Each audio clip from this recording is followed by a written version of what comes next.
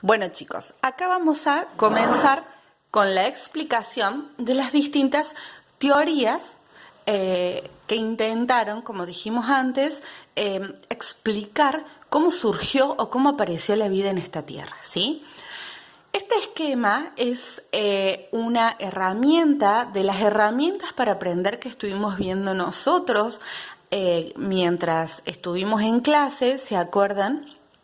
Que hablábamos de los esquemas o mapas conceptuales y que lo que nos permitían a nosotros era poder mostrarnos así, a simple vista, en un formato como que muy global, mucha información. En este caso yo le elegí porque tenemos distintas teorías y me pareció que era una buena forma de poder verlas a simple vista a todas.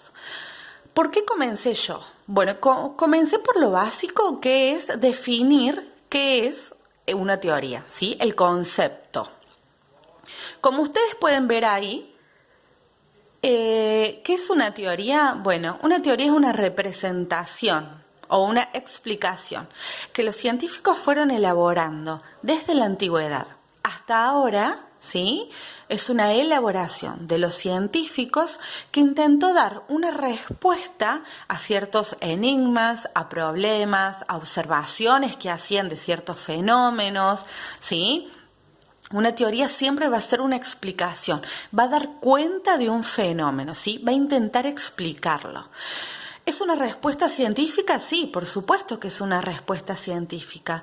Por más de que hoy podamos decir, mejor dicho, de que muchas de las teorías de la antigüedad ya no son válidas. Bueno, en ese entonces era la única explicación que había sobre el origen de la vida, ¿sí?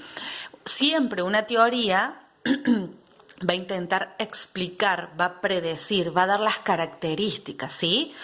Y como les dije también, algunas teorías son transitorias, sí, por supuesto, porque a lo largo de miles y miles de años hay teorías que se han dejado de utilizar o que han perdido validez. Bueno, ¿por qué? Porque los métodos que uno utilizaba para poder dar respuesta, bueno, se han ido mejorando. Entonces, bueno, hoy uno puede dar fe de que hay ciertas teorías de que ya no pueden explicar el origen de la vida en la forma que lo explicaban antes, ¿sí? Esta teoría, ¿sí? Estas son las teorías que ustedes van a encontrar en el libro, ¿sí?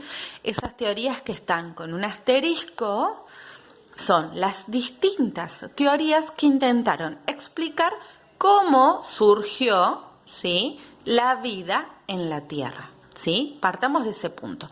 Todas estas teorías van a explicar de alguna forma u otra cómo la vida surgió en la Tierra. Vamos a partir por la primera, que es la teoría del creacionismo. La teoría del creacionismo, para los que profesamos la fe católica, ¿sí? La teoría del creacionismo dice que Dios creó, por ejemplo, a su imagen y semejanza al hombre, luego le sacó una costilla, creó a la mujer y durante 6 días creó todo lo que uno ve en el universo, ¿sí? Creó el universo y el 7º día descansó. Esa es la teoría del creacionismo, ¿sí? Que pertenece a la fe cristiana. La segunda teoría que le sigue al creacionismo es la teoría del fijismo, ¿sí? Fijismo, que como su palabra lo indica, habla de algo fijo, algo que es inmutable, ¿sí? Que no cambia. ¿Qué quiere decir esto? La teoría del fijismo dice que es una variante del creacionismo, por eso yo se las puse por debajo, que sostiene que los seres vivos fueron creados como organismos inmutables, ¿sí? Fijismo, ténganlo en cuenta de esta forma, que es una variante de la teoría del creacionismo, ¿sí? Luego, la tercera teoría que ustedes tienen, fíjense, dice transformismo, ¿sí? Como su palabra lo indica, dice que los seres vivos cambian con el tiempo, ¿sí? O sea que ya tenemos una característica que la diferencia del fijismo. El transformismo propone que los seres vivos cambian con el tiempo. Postulaban que dice que hubo una primera creación divina Luego, esa creación divina o ese ser vivo creado por un ser divino cambia para adaptarse al ambiente, ¿sí? ¿Qué quiere decir? Que ante circunstancias ambientales que se modificaban, bueno, estos seres vivos sí o sí tenían que transformarse para poder seguir viviendo, ¿sí? La cuarta teoría dice que es la creación especial o catastrofismo, ¿sí? Creación especial o catastrofismo. ¿Qué dice esta teoría? Propone que los seres vivos fueron creados por Dios también y que en determinado momento, ¿sí? Por catástrofes, por ejemplo, naturales, desaparecieron. Pero luego de desaparecer o de esa extinción natural, una nueva creación divina los volvió a poner sobre la tierra, ¿sí? A mí esta teoría particularmente me hace acordar a la explicación de por qué desaparecieron, por ejemplo, los dinosaurios, ¿sí?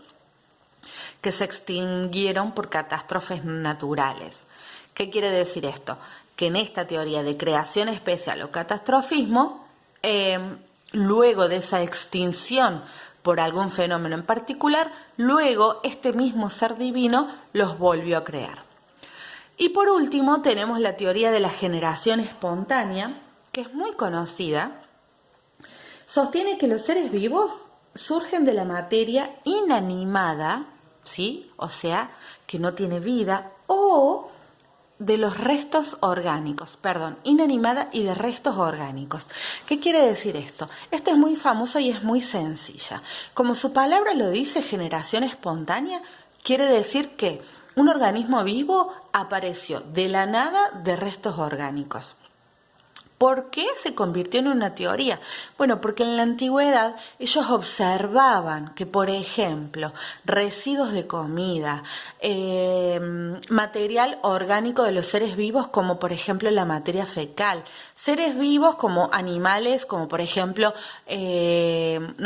pájaros, perros, que fallecían en la calle, se empezaban a descomponer y de esa descomposición aparecían moscas, aparecían gusanos. Entonces ellos observaban eso y decían que a partir de esa materia inanimada de restos orgánicos surgían nuevas formas de vida, ¿sí?